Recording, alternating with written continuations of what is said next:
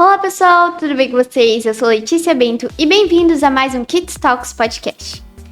Lembrando que o nosso principal objetivo é trazer personalidades de diferentes áreas, como empreendedorismo, educação financeira, ciências e artes.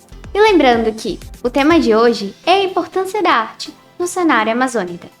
Agradecemos inicialmente os nossos patrocinadores. Fatiari. Quem experimenta, prefere Fatiari. G-Capital, um jeito simples e descomplicado de investir. FB Andrade, soluções em geologia e meio ambiente.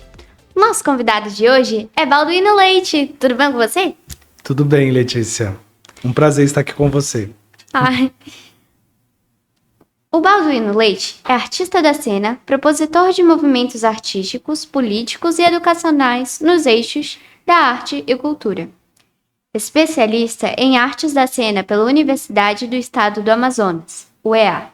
Atualmente integra a equipe da Central de Arte e Educação da Secretaria de Cultura e Economia Criativa do Amazonas. É também supervisor artístico do IBEU, do Instituto Cultural Brasil, Estados Unidos, IBEU. Bom, vamos para as perguntas logo. Todo adulto já foi criança e toda criança já teve um sonho ao ser adulto. O que o Balduino pensava em ser quando crescesse? O Balduino pensava em ser artista. Nossa, sério? Seríssimo. E ainda numa infância muito longe daqui, eu sou do interior do Piauí, chamado Valença do Piauí. Fui criado no interior de Valença, chamado Fazenda Velha. Numa infância bem complexa, né, levando em consideração financeira, mas muito feliz e alegre. Acho que vale destacar isso. E desde lá a gente só tinha acesso a uma TV na comunidade, que era na casa dos meus avós, e eu sempre falava para minha mãe que eu queria ser um artista da televisão. É isso. Nossa. Então, Balduino, me conta como tudo começou. Olha, tudo começou na questão desse meu processo de profissionalização da arte. Eu sempre fui envolvido com a arte, como aquilo que eu falei, sempre sonhei ser um artista. Então, na igreja que eu frequentava, na época, era muito envolvido na parte da música, do teatro e da dança. Então a gente fazia esse conjunto aí dos fazeres artísticos, mas não era voltado para um lado muito profissional. E aí fazia alguns cursos, isso dentro da igreja que eu frequentava, e aí foi que um dia, assistindo a TV local, vi uma chamada para ser figurante da ópera, de uma ópera. Era até a ópera Don Giovanni, me lembro até hoje.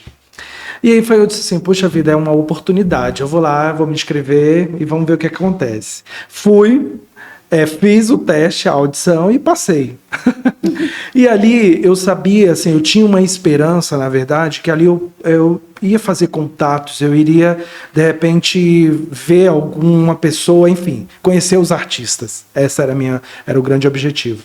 E realmente foi o que aconteceu. Até essa época eu não tinha ainda decidido qual área de verdade me profissionalizar. Vai ser a música, a dança, o teatro, enfim. Porque eu já praticava isso na minha igreja.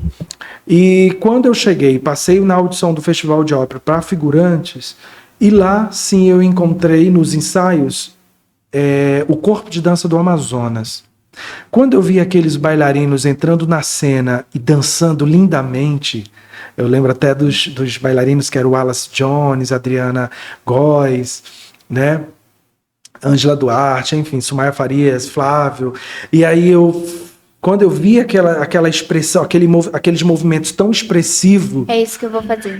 Tão expressivos, eu falei, nossa, é por aí. E ali, a partir dali, foi um marco na minha vida, que foi onde eu decidi que iria seguir a carreira e a profissionalização da dança na minha vida.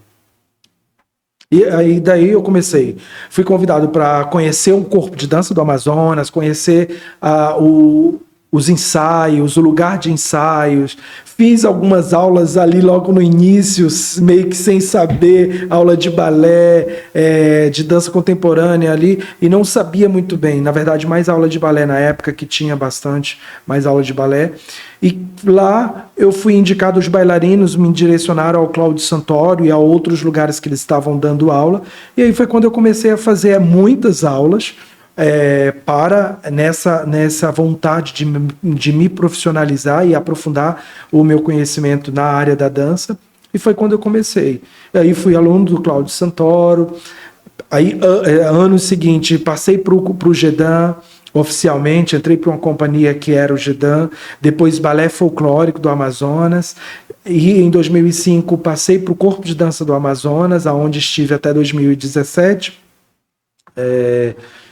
E nesse meu decorrer, nessa minha trajetória, entrei para dar aula no Cláudio Santoro. Em seguida fui convidado para ser o coordenador de dança do Cláudio Santoro, onde a gente deu uma contribuição ali e ajudamos na criação de outros espaços e pensamento em dança pela Secretaria de Estado de Cultura, como por exemplo aqui, acho que vale destacar a criação do Liceu de Artes e Ofícios Cláudio Santoro em Parintins, que a gente pensou ali nas ementas de dança, em quais cursos iriam ser oferecido para a cidade, né? Também vale destacar em Vira, também, que é um outro espaço, é uma outra cidade que nós temos um Cláudio Santoro físico, né? Que tem uma escola física de artes. Também a gente ajudou e contribuiu nessa criação. Nos centros de convivência espalhadas pelo centro, pelas zonas da cidade também, que tem braços do Cláudio Santoro. Então tudo isso a gente pensou em dança. Fui eleito conselheiro estadual de dança, ajudei e contribuí na fundação e no Fórum de Dança do Estado do Amazonas, também no Fórum de Dança da cidade de Parintins. Pensamos também a criação do Balé Folclórico de Maués. Enfim, muitas coisas aconteceram até a gente chegar agora. Estou no IBEU, né, que é um super desafio e muito prazeroso em estar à frente da Art School do IBEU, em estar lidando com a contribuição do pensamento nos cursos livres de artes que a escola está oferecendo. E o mais novo desafio está na responsabilidade do Teatro IBEU, né? Em pensar aí no fomento das artes, em pensar nessa gerência desse espaço. Isso é muito importante, está sendo muito importante para mim. E também integro e faço a coordenação artística dentro da Central de Arte e Educação da Secretaria de Cultura, onde a gente está pensando sempre em ações artísticas para a escola, para os alunos da escola regular, né? Desde da educação básica até a universidade. Então a gente está sempre pensando em integrar a arte e cultura com as escolas municipais, estaduais,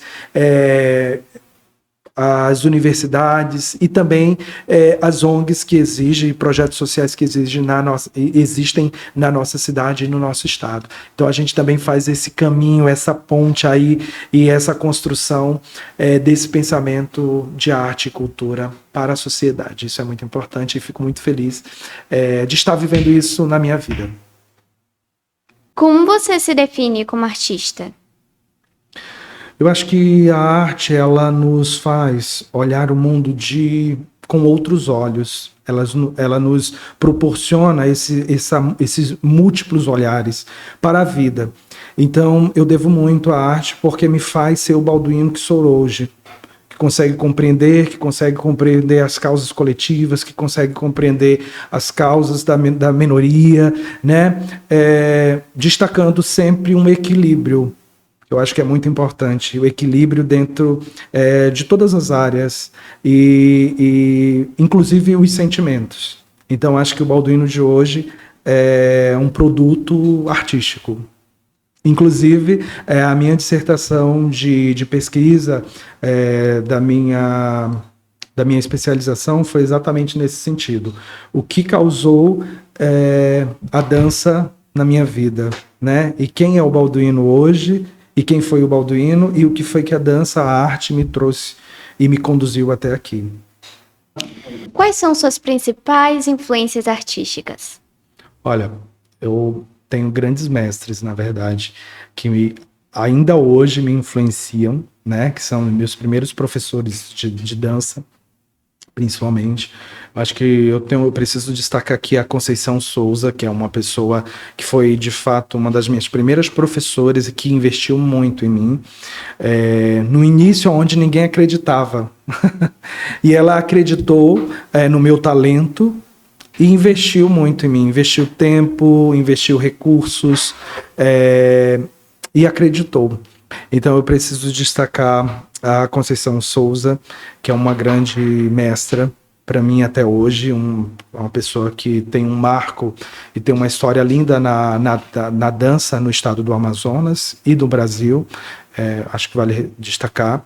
E tem uma outra pessoa que eu considero como mestre, que se chama Dr. Robério Braga, um dos grandes homens que pensou a política artística do nosso estado e cultura. Então, mesmo distante e tão perto, o pensamento dele conseguiu me alcançar enquanto propositor de movimentos culturais e artísticos, principalmente quando se fala num processo educacional. Então, o pensamento do Dr. Robério, nesse investimento cultural e artístico no estado do Amazonas, conseguiu me alcançar. Então, ele é um grande mestre e uma grande referência na minha vida. Eles devem ser um amor de pessoa. Certamente, certamente. Qual é o papel da educação artística na Amazônia? O papel da educação artística, eu acho que é, primeiramente, pensar não só num processo técnico e artístico, mas pensar na formação do cidadão. A arte, ela tem esse papel de pensar na formação integral do ser humano. Numa aula, por exemplo, de dança, você consegue abordar vários temas, inclusive num processo democrático, né? Inclusive num processo onde todos podem compreender o colega que não pega tão rápido uma coreografia, por exemplo. Então, saber esperar o tempo do outro é de uma importância gigantesca numa aula de dança.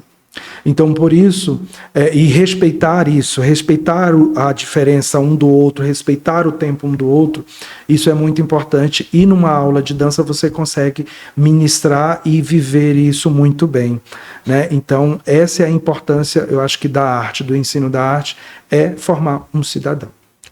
Porque considerando assim, com base no que o senhor falou, isso daí dá para ajudar muita gente que não sabe meio que bem socializar, digamos assim.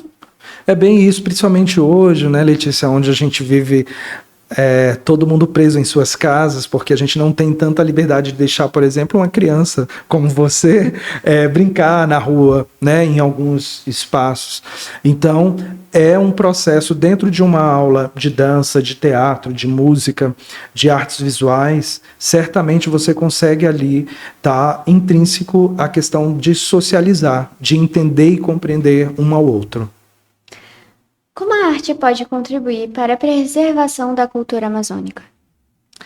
A arte, ela é muito singular, dependendo de cada produto. E olhando para as artes cênicas, a gente pode abordar essa questão da preservação da nossa cultura, da preservação dos nossos valores culturais, especificamente da nossa região. Nós podemos destacar aqui o que hoje, por exemplo, todo mundo acordou e nossa cidade estava ali acometida de fumaça, né? Então, isso afetou todos nós. E isso pode se tornar, por exemplo, um tema para um espetáculo de dança, para um espetáculo de teatro, e trazer a relevância da preservação das nossas florestas, dos nossos rios. Então a arte, ela traz também esse legado e essa transversalidade de saberes, né? Culturais e artísticos, e principalmente de preservar o que mais sagrado nós temos, que é a nossa terra, que é as nossas florestas e os nossos rios. Então é como se a arte ela fosse um tipo de conscientização para as pessoas. Eu diria que a arte ela pode trazer esse ponto de reflexão, esse ponto de refletir sobre um assunto, né, sobre determinados assuntos. Por exemplo, como esse da preservação, da sustentabilidade, do meio ambiente. A arte tem esse poder de fazer isso. Entendi. Como você vê a importância da arte no cenário amazônico, sem ser de preservação, conscientização, etc.? O cenário amazônico é muito grande, né? Hoje, eu acho que é possível o artista nortista viver da sua arte. Ele uma vez que nós temos cursos de dança, teatro, nós temos uma universidade do estado formando profissionais nas múltiplas áreas de artes. Então, acho que tem essa importância de fazer a gente acreditar que é possível se tornar um profissional da área artística, se profissionalizar aqui no norte do Brasil, aqui no Amazonas. Quais são os principais desafios e oportunidades para artistas e empreendedores? Desafios são muitos. Desafios são muitos. Primeiramente, essa decisão, dessa escolha do ser artista, né? Nós ainda estamos falando de mercado, um mercado que está se ampliando cada vez mais por conta do compreender, do fazer artístico. Isso é muito importante destacar. Mas quando o artista ainda não é tão fácil essa decisão de você parar e dizer assim, economicamente falando, agora eu vou viver da minha arte, né? Sem você ter uma garantia ali de todo mês receber aquele valor, por exemplo, aquele salário, principalmente artistas independentes, né? Que nós temos muito e que isso é tão importante para o fomento da arte e cultura.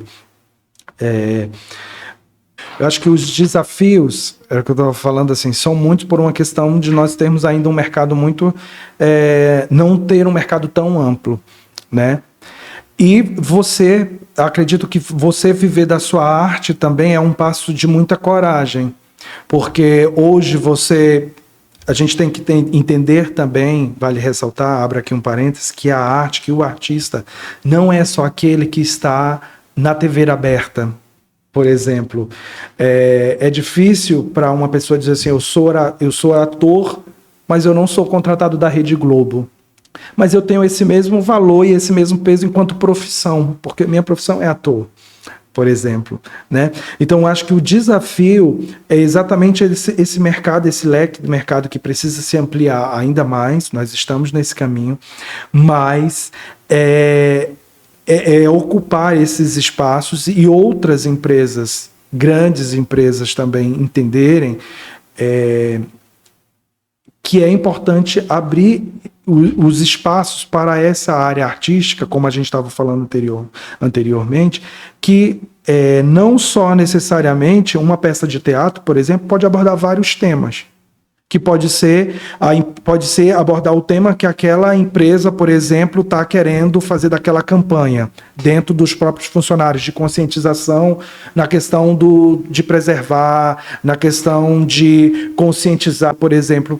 Então, quando a gente compreender essa abertura desse mercado, eu acho que a gente consegue ter mais oportunidades. Nós temos oportunidades, mas eu acho que precisa se ampliar cada vez mais.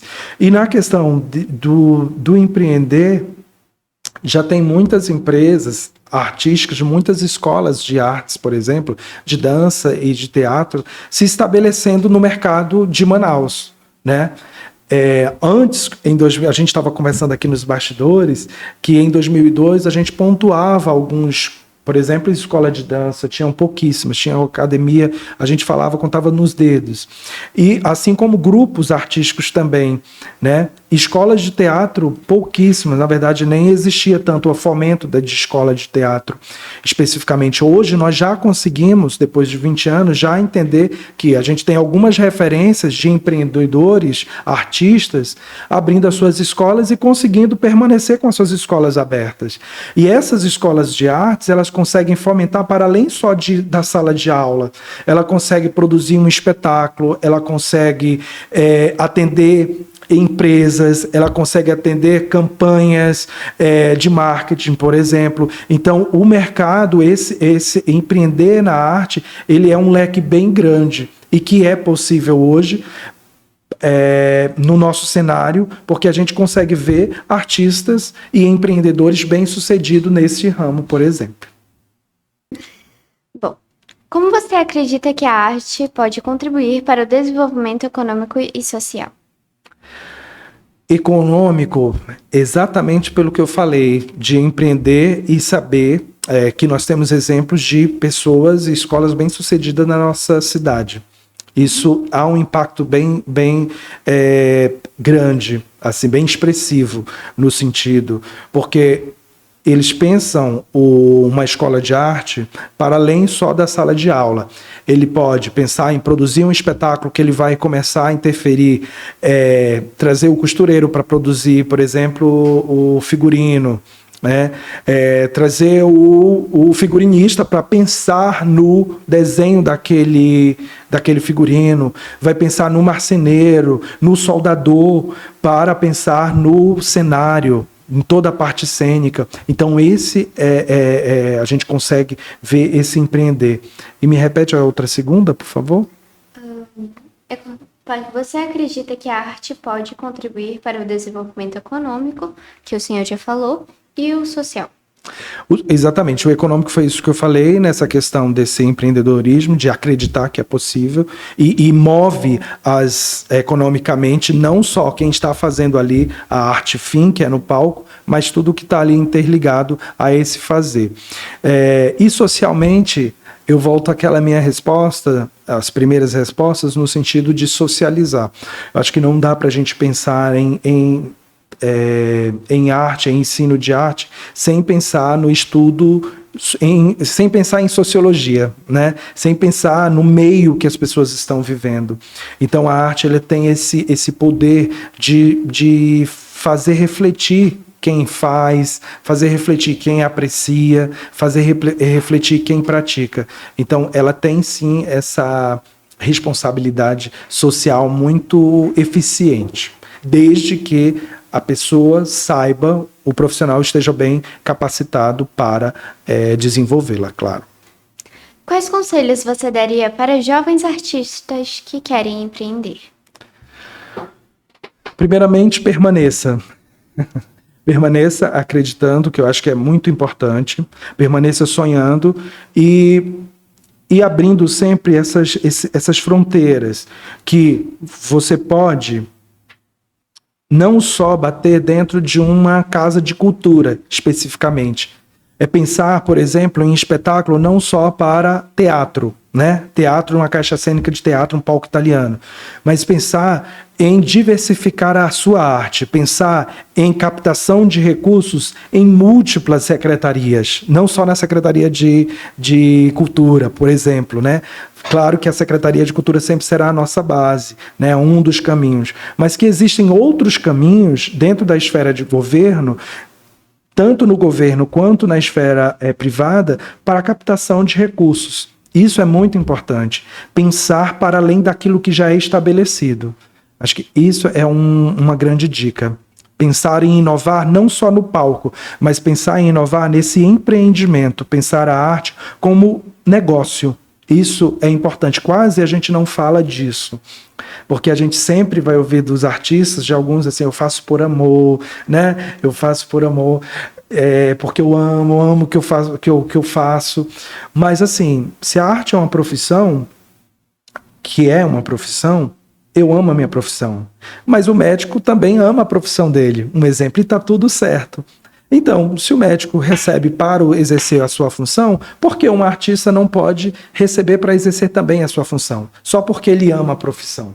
né? Então, acho que é algo que a gente precisa pensar muito nessa questão. Então, por isso que a gente precisa pensar em inovar em negócios. E pensar a arte também é sim pensar em negócios, é sim pensar em economia. Porque se você também não pensar na parte econômica, você não consegue estabelecer o seu trabalho, você não consegue produzir, né?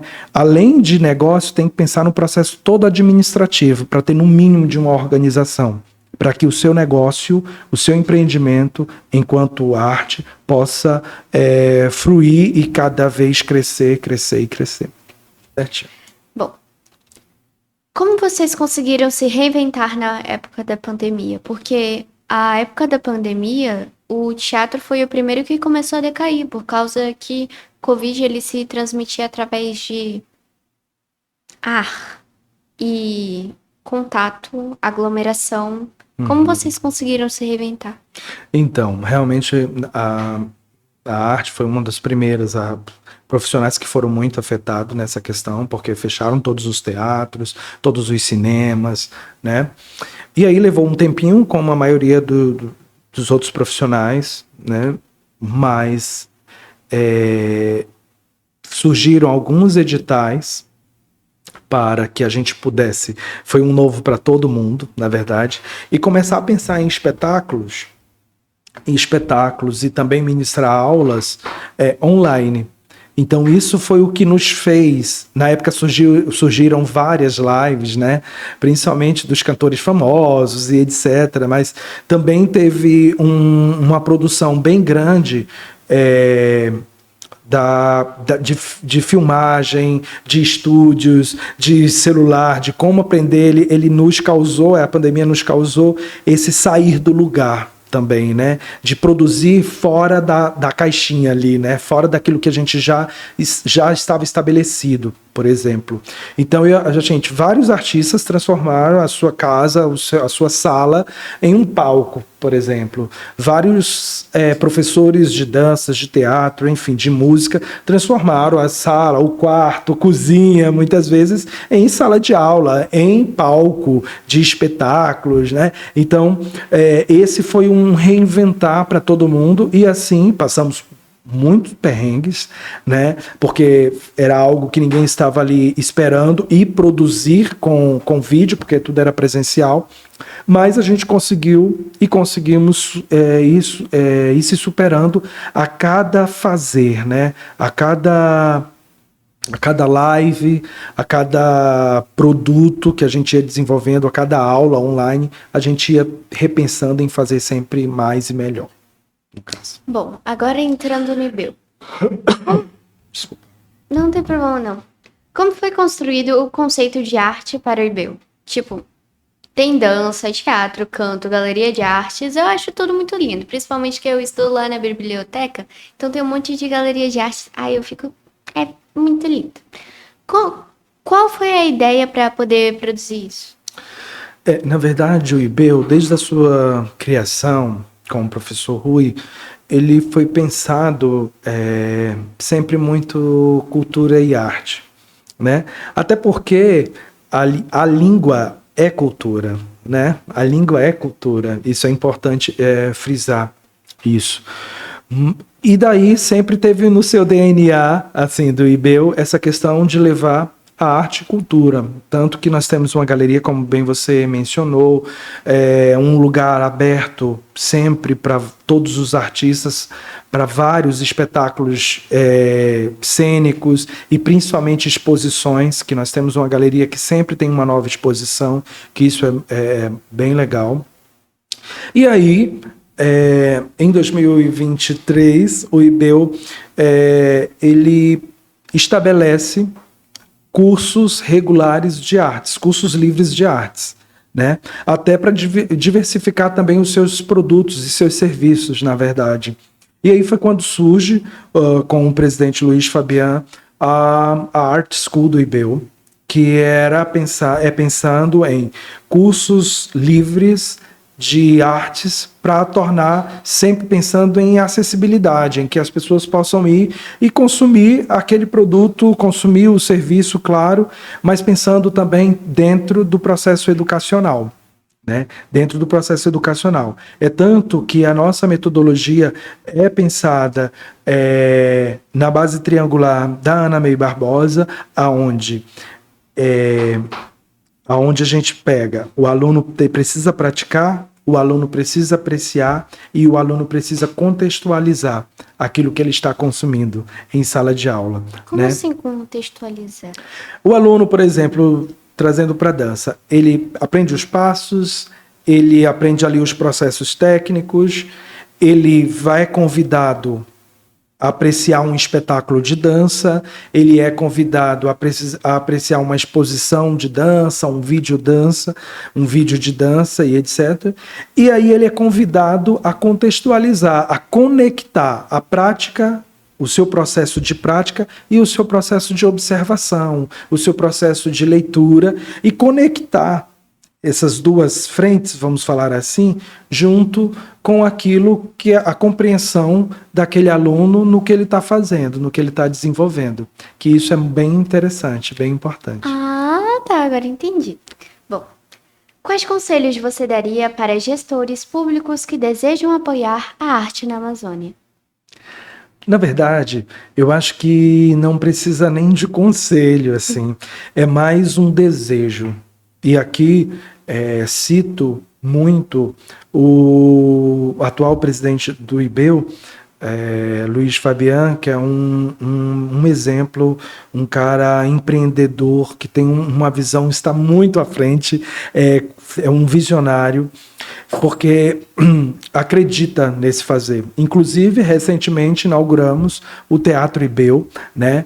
Que é um espaço que vai abrigar uma nova Casa das Artes em Manaus, que isso é muito importante destacar, e ele está empreendendo muito, acreditando muito e oportunizando o desenvolvimento da arte na cidade de Manaus. E isso por si só já contribui bastante com quem faz arte e com quem consome arte. Então, eu acredito que basta o empreendedor, o empresário querer fazer e, claro, estar com as pessoas, uma equipe técnica que esteja qualificada e capacitada para esse desejo se tornar realidade, no caso. Então, Fabiana, queremos você aqui, tá? Bom, só uma pergunta. São muitas perguntas, hein? Como você concilia sua carreira artística com suas atividades na Secretaria de Cultura e na Escola de Arte? Na verdade, eu me considero um artista da cena. Fui bailarino, né? Hoje estou afastado dos palcos por uma questão de saúde mesmo, né? De tornozelo. Mas eu saí do espetáculo. Aliás, eu saí do palco, mas não do espetáculo. Então eu estou sempre pensando, estou sempre produzindo, estou sempre pensando arte, estou sempre à frente, seja de um processo coreográfico, seja de uma direção cênica, seja de um evento voltado para a arte, para a cultura. Então a gente está sempre nesse lugar de fomentar e nesse lugar de espetáculo. No caso. Então eu ainda me considero, me sinto parte desse resultado do espetáculo em si, por estar, desse resultado no palco, por estar sempre no espetáculo. Seja dirigindo, seja coordenando, seja pensando quem é que mais funciona ou agrega aquele evento que nós estamos produzindo. Isso tanto dentro da secretaria quanto no IBEU, que é a minha atual atividade que a gente está fazendo. Né? Que massa! Quais são seus projetos artísticos que você considera mais relevantes para a Amazônia? Eu acho, assim, essa pergunta é bem, né? É bem audaciosa, assim, né? Eu acho que eu não tenho muito... Eu penso no fazer.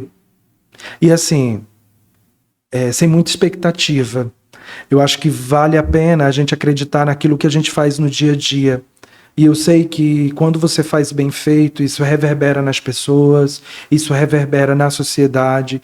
E eu quero continuar pensando dessa maneira. Assim, eu não tenho essa esse pensamento de dizer, não, vou fazer isso porque isso vai, assim, eu acho que o resultado, o que fica é do trabalho que a gente faz e realiza todos os dias.